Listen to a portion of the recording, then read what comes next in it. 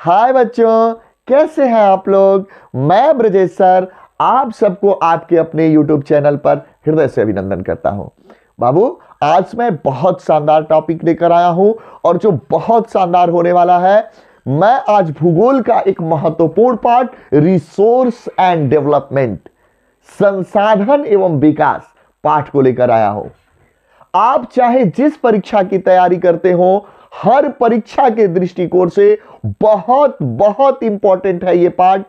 इसलिए मैं चाहूंगा कि आप इस वीडियोस को लास्ट तक देखें। अच्छा लगे तो एक लाइक कर देना, कमेंट करना, अगर चैनल पे नए हो तो सब्सक्राइब कर देना और घंटी दबा देना, ताकि जैसे मैं पढ़ाना शुरू करूं सीधे आपके पास, आपके घर सबसे पहले पहुंचो। आइए हम पढ़ते हैं जिस पाठ का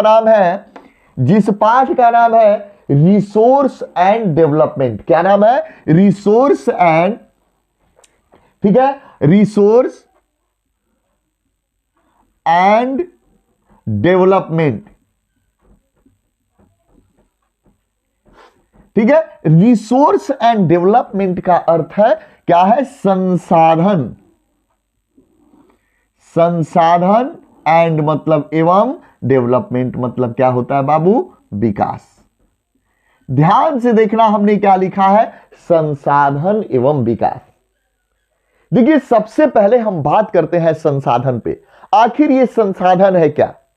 देखिए, पर्यावरण में उपस्थित वे वस्तुएं जो हमारी आवश्यकताओं को पूरा करने, मतलब पूरा करती है, पूरा करने में प्रयुक्त किया जाता है, वही तो संसाधन कहलाता है। देखो, इनको बनाने के लिए प्रौद्योगिकी उपलब्ध है, जो आर्थिक रूप से संभाव्य है और सांस्कृतिक रूप से मान्य है। इसी को हम क्या कहते हैं? संसाधन कहते हैं। ठीक है, हमने क्या कहा? हम सबसे पहला पढ़ रहे हैं क्या? संसाधन। हम पढ़ रहे हैं संसाधन। सबसे पहले संसाधन को जानते हैं। देखिए, हम कहें कि पर्यावरण में उपस्थित, कहां? पर्यावरण में उपस्थित, पर्यावरण में उपस्थित, ठीक है, पर्यावरण में उपस्थित वे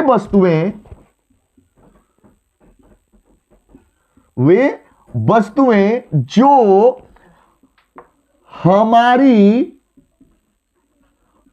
आवश्यकताओं,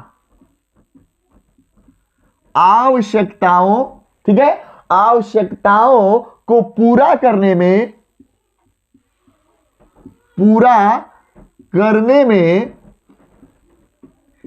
प्रयुक्त की जाती है, प्रयुक्त की जाती है। बात समझिए ध्यान से। प्रयुक्त, थोड़ा ये मिस्टेक हो गया, प्रयुक्त की जाती है।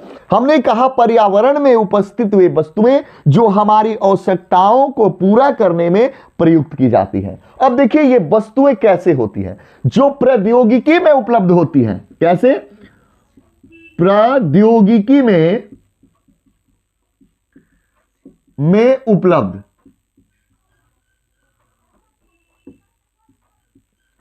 कह दिए हैं क्या कि प्रौद्योगिकी उपलब्ध है, जिसको बनाने के लिए, देखिए, जिसको बनाने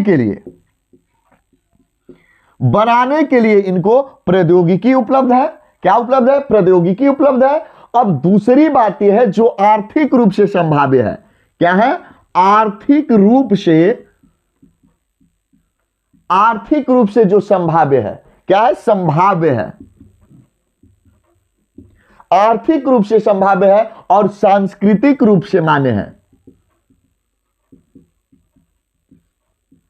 सांस्कृतिक रूप से मान्य है। यही क्या है? संसाधन है। ओके, देखिए, संसाधन, देखो, आप ऐसे नहीं पढ़ोगे कि परीक्षा में आपके कंटेंट छूट जाए। आप ऐसी पढ़ाई करने से कोई फायदा नहीं है जिससे इससे आया हुआ कोई भी क्वेश्चन पेपर में छूट जाए। है ना।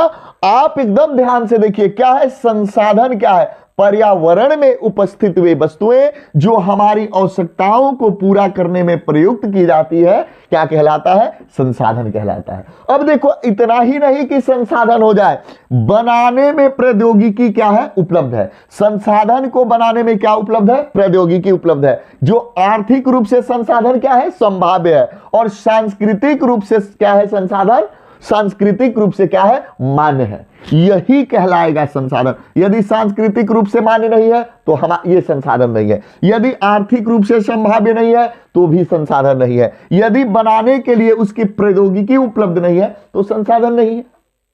ये तीनों हैं जो संसाधन के लिए अति आवश्यक है। समझ में आ गया। तो देखो ये बहुत आसानी तरीके से हमने आपको संसाधन के बारे में बताया है बाबू। आप संसाधन को बहुत शानदार तरीके से देखना। अब देखिए संसाधनों का हम वर्गीकरण करते हैं। कैसे होगा वर्गीकरण, इसका ध्यान आप बहुत अच्छे से रखेंगे। माइक गिर गया है, 1 मिनट रुक जाइए। हमने लिखा, क्या कहा, संसाधनों का वर्गीकरण करना है ना।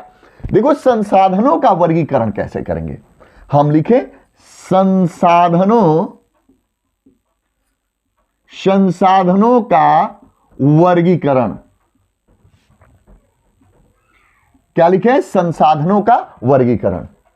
देखो संसाधन वर्गीकृत कैसे होता है। पहला उत्पत्ति के आधार पर, दूसरा सामाप्यता के आधार पर, याद रखना समाप्यता के आधार पर, तीसरा स्वामित्व के आधार पर, और चौथा विकास के स्तर के आधार पर। ये 4 प्रकार से हम संसाधनों को वर्गीकृत करते हैं। हमने पहला क्या कहा, पहला कहा संसाधन का वर्गीकरण का पहला होगा, इंक लगाइए इसमें, क्या है पहला, क्या है संसाधन, क्या है हमने बताया उत्पत्ति के आधार पर। क्या कहा, उत्पत्ति किसके आधार पर, उत्पत्ति के आधार पर, उत्पत्ति के आधार पर, अभी नहीं, उत्पत्ति के आधार पर, उत्पत्ति के आधार पर हो गया। नंबर 2 हम कह रहे हैं, दूसरा क्या कह रहे हैं, किसके आधार पर होना चाहिए, समाप्यता। क्या है, समाप्यता, समाप्यता के आधार पर, किसके आधार पर, समाप्यता के। तीसरा होता है स्वामित्व के आधार पर, स्वामित्व। ध्यान रखना अच्छे से कैसे लिखा जाता है, इनको भी देख लेना। स्वामित्व के आधार पर, किसके आधार पर, स्वामित्व के आधार पर। और चौथा जो हमने बताया, विकास के स्तर, किसके, विकास के स्तर, विकास के स्तर के आधार पर। ठीक है, ये सारी चीजें हो। अब देखो उत्पत्ति के आधार पर क्या होता है, उत्पत्ति के आधार पर हम इन्हें जैव तथा अजैव में बांटेंगे। किसमें, जैव तथा अजैव में। उत्पत्ति के आधार पर संसाधन जो होता है, क्या होता है, जैव और अजैव। ठीक है, समाप्यता के आधार पर नवीकरण, क्या लिखे, नवीकरण तथा अनवीकरण। याद रहेगा, कई बार ये पूछ चुका है, कई कंपटीशनों में पूछ चुका है। सामाप्यता के आधार पर संसाधन कितने भागों में बांटा गया है, तो 2 भागों में, नवीकरण और अनवीकरण। याद रहेगा। स्वामित्व के आधार पर देखिए, स्वामित्व के आधार पर क्या होता है, व्यक्तिगत। पहला क्या होता है, व्यक्तिगत, पहला व्यक्तिगत संसाधन, दूसरा सामुदायिक संसाधन। देखो जो हम सामुदायिक बोलते हैं वो सामुदायिक होता है। क्या बनेगा, सामुदायिक संसाधन। ओके, सामुदायिक। और होता है राष्ट्रीय संसाधन, राष्ट्रीय संसाधन और अंतरराष्ट्रीय संसाधन, राष्ट्रीय संसाधन। अब देखो स्वामित्व के आधार पर कितने भागों में बांटे हैं, स्वामित्व के आधार पर व्यक्तिगत, सामुदायिक, राष्ट्रीय और अंतरराष्ट्रीय होते हैं।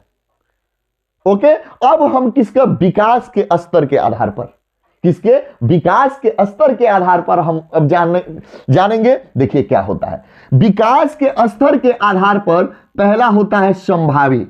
कौन सा होता है, संभावी संसाधन। क्या लिखे, संभावी संसाधन। ओके, पहला संभावी, दूसरा विकसित। क्या है, विकसित। संभावी हो गया, विकसित हो गया। ठीक है, संचित, ठीक है, संचित भंडारण, ये भी संचित भंडारण भी क्या है, एक क्या है, संसाधन है, विकास के स्तर का संसाधन है। तो किसमें, संभावी में, विकसित में और संचित भंडारण में, विकास के स्तर के आधार पर। आप मेरे साथ एक बार बोलिए, उत्पत्ति के आधार पर कितने भाग संसाधनों का हम वर्गीकरण किए हैं। उत्पत्ति के आधार पर दो भागों में बांटा गया है, जैव और अजैव।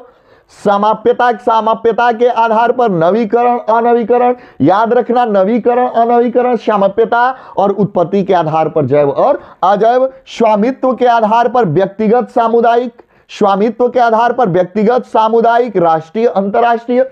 अगला लिखे हैं विकास के स्तर के आधार पर संभावी, विकसित और संचित भंडारण। ठीक है, अब देखो एक एक करके हम इनको पढ़ते हैं और इस वीडियो में हम आपको सामुदायिक संसाधन तक, ठीक है, कोशिश तो कर रहे हैं कि पूरा पढ़ा दें, लेकिन समुदाय तक निश्चित पढ़ाएंगे। आगे के लिए आपको अगला वीडियो जरूर वॉच करना होगा। हां, आप सारे लोग प्लेलिस्ट में जाएं, प्लेलिस्ट में मेरी सारी वीडियोज पड़ी है, उनमें प्लेलिस्ट के जितने वीडियोज हैं आप यदि देख लेते हैं, उसमें नरेशन है, ठीक है, एक्टिव वॉइस है, पैसिव वॉइस है, मतलब वॉइस है, आर्टिकल है, ट्रांसफॉर्मेशन है और कई इन एनसीईआरटी पैटर्न का जो सोशल साइंस का है, कई पार्ट को हमने पढ़ा दिया है। तो आप जाके प्लेलिस्ट में इनको वॉच करें और जरूर से जरूर वॉच करें। अब देखिए क्या है हमने लिखा, अब ये समझ गए आप लोग। चलते हैं हम लोग अगला, अब जैव तथा अजैव संसाधन को हम जानते हैं। देखते हैं जैव और अजैव संसाधन क्या है, जैव संसाधन और क्या है अजैव संसाधन। हम लिखे जैव संसाधन, क्या लिखे हैं, जैव संसाधन। ओके, जैव संसाधन क्या होता है यह हमें जानना है।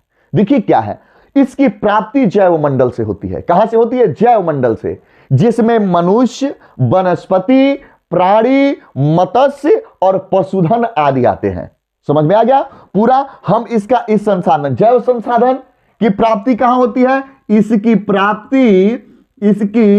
प्राप्ति कहां से होती है बताओ, जीव मंडल से।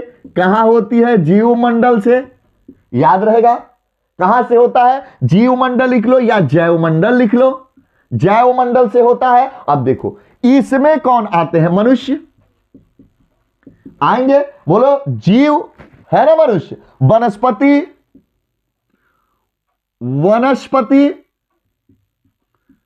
है, वनस्पति है, बताएं आप, वनस्पति। अब क्या है, प्राणी, मत्स्य, पशुधन, प्राणी, मत्स्य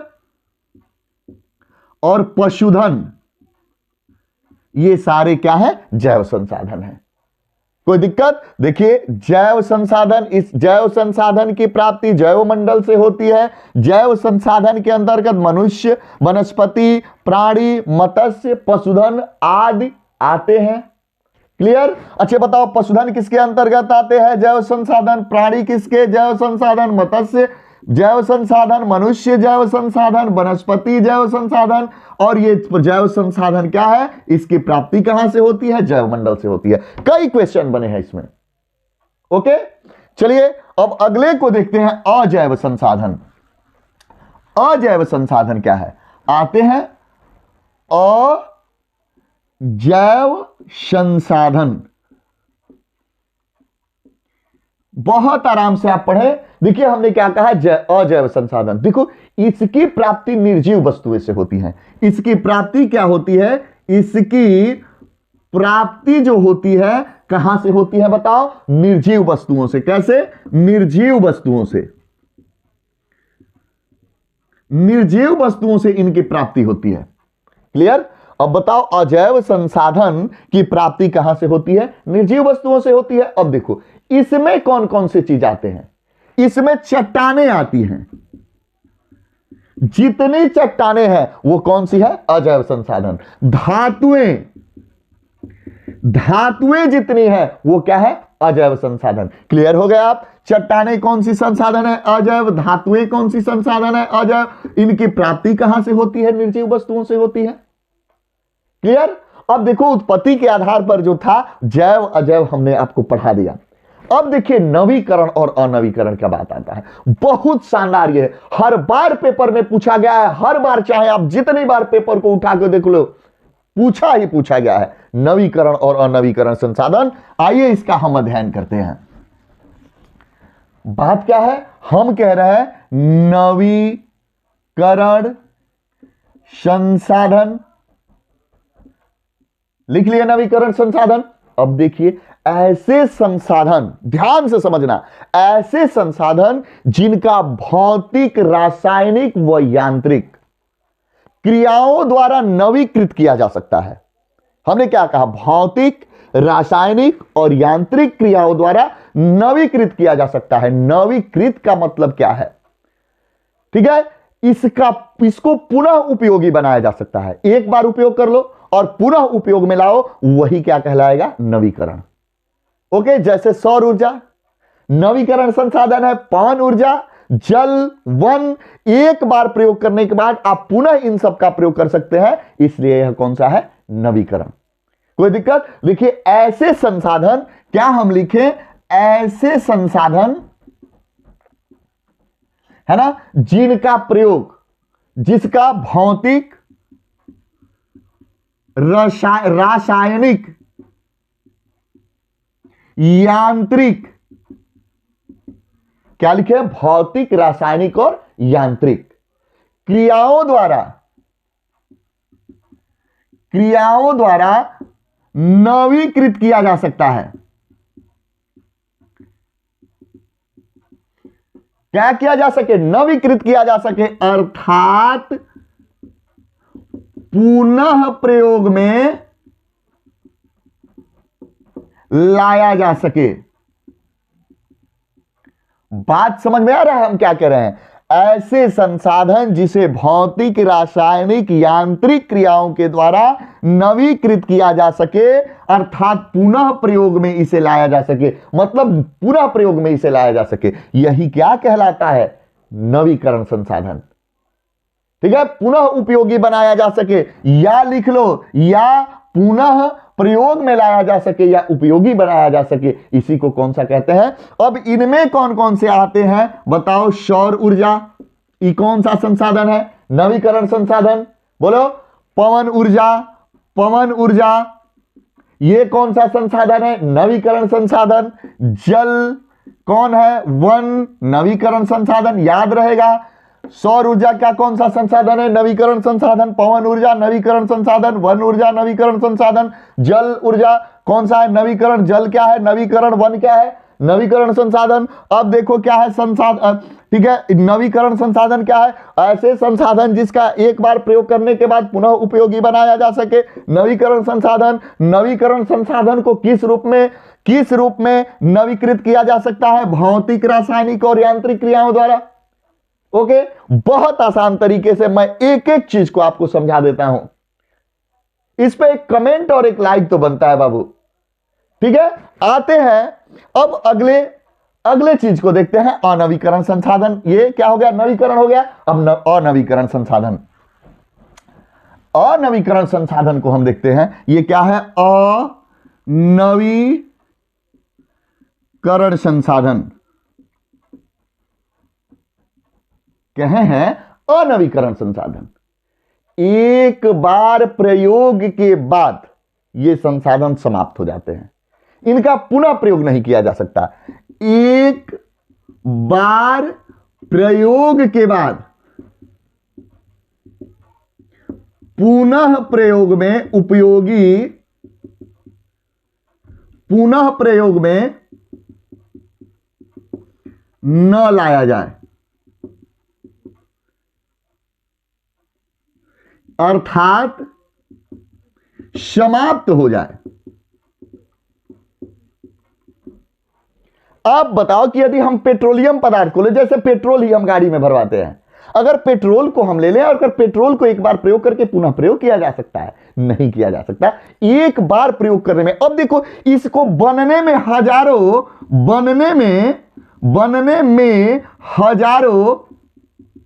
लाखों वर्ष लग जाते हैं। ठीक है, अनवीकरण संसाधन को बनने में हजारों लाखों वर्ष लग जाते हैं। एक बार प्रयोग कर लो, पुनः प्रयोग नहीं कर पाएंगे आप। जैसे खनिज, क्या लिखे हमने, क्या बताया? जैसे खनिज, जीवाश्म ईंधन, जीवाश्म ईंधन ये क्या है? खनिज और जीवाश्म ईंधन जो है नवीकरण संसाधन है, अनवीकरण संसाधन है। याद रहेगा। अब देखो, अनवीकरण संसाधन ऐसे संसाधन जिसका एक बार प्रयोग करने के बाद पुनः उपयोग में नहीं लाया जा सकता, पुनः उपयोग में न लाया जाए, वो क्या कहलाता है? अनवीकरण संसाधन, अर्थात क्या हो जाए? समाप्त हो जाए। इसे बनने में हजारों लाखों वर्ष लग जाते हैं। यह क्या है? खनिज और जीवाश्म ईंधन। खनिज कौन सा संसाधन है? अनवीकरण। जीवाश्म ईंधन क्या है? अनवीकरण संसाधन। और जिस संसाधन का एक बार प्रयोग करने के बाद पुनः उपयोगी ना हो सके, अनवीकरण संसाधन। किस संसाधन को बनने में हजारों लाखों वर्ष लग जाते हैं? अनवीकरण संसाधन। क्या दिक्कत है? बोलिए। अब हमें स्वामित्व के आधार पर हम पढ़ाए थे आपको बाबू, अगला देखते हैं व्यक्तिगत संसाधन क्या है। व्यक्तिगत संसाधन,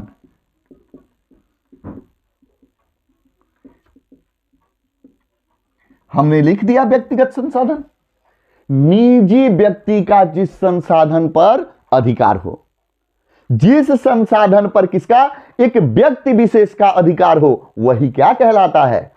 व्यक्तिगत संसाधन। ठीक है, क्या है? जिस संसाधन पर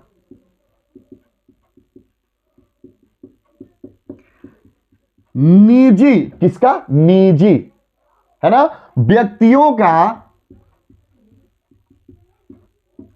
अधिकार हो। किसका? जिस संसाधन पर निजी व्यक्तियों का अधिकार हो, वो क्या कहलाता है? व्यक्तिगत संसाधन कहलाता है। जैसे बाग, चारागाह। ठीक है, देखो बाग और चारागाह क्या है? चारागाह। और ये चारागाह जो होगा ना बाबू, ये व्यक्तिगत जो चारागाह होगा, बात समझ में आ गया? अगर गांव की चरण भूमि होगी तो वो व्यक्तिगत संसाधन नहीं है। जो आपका व्यक्तिगत चारागाह है वो व्यक्तिगत संसाधन है। कुआं जो आपने खुदवाया हो, है ना, ये सारे क्या है? ये क्या है बताओ? ये व्यक्तिगत संसाधन है। जिस संसाधन पर निजी व्यक्ति का अधिकार हो क्या कहलाता है? व्यक्तिगत संसाधन। जैसे बाग, चारागाह, कुआं, ये सारे क्या है? व्यक्तिगत संसाधन है। अब लास्ट एक टॉपिक देख लेते हैं, सामुदायिक संसाधन। देखो सामुदायिक नहीं बोलते, सामुदायिक संसाधन। हम क्या देखते हैं? सामुदायिक संसाधन। ओके, सामुदायिक संसाधन। देखो समुदाय सदस्यों का जिस संसाधन पर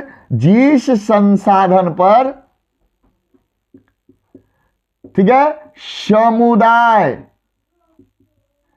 सदस्यों का अधिकार हो। किसका अधिकार हो बाबू? समुदाय सदस्यों का अधिकार हो, उसे क्या कहते हैं? सामुदायिक संसाधन। जैसे गांव की चरण भूमि, कौन सी भूमि? गांव की चरण भूमि। श्मशान भूमि, कौन सी भूमि? श्मशान भूमि। ठीक है, तालाब, नगर का पार्क, नगर के खेल का मैदान, नगर के खेल का मैदान, ये सारे जो हैं कौन से संसाधन है? सामुदायिक संसाधन। क्लियर हो गए आप लोग? इनसे पेपर में आना निश्चित है। मैं एक बार फिर कह रहा हूं, आप अच्छे से इस वीडियो को देखिए, बढ़िया से देखना बाबू। मैं आपको एक अच्छी शिक्षा देने के लिए लगातार प्रतिबद्ध हूं। फिर मिलते हैं संसाधन और विकास के अगली कड़ी को लेकर अगले वीडियो में। तब तक के लिए आपको हृदय से धन्यवाद। बहुत बहुत बहुत शुभकामनाएं। जय हिंद, जय भारत।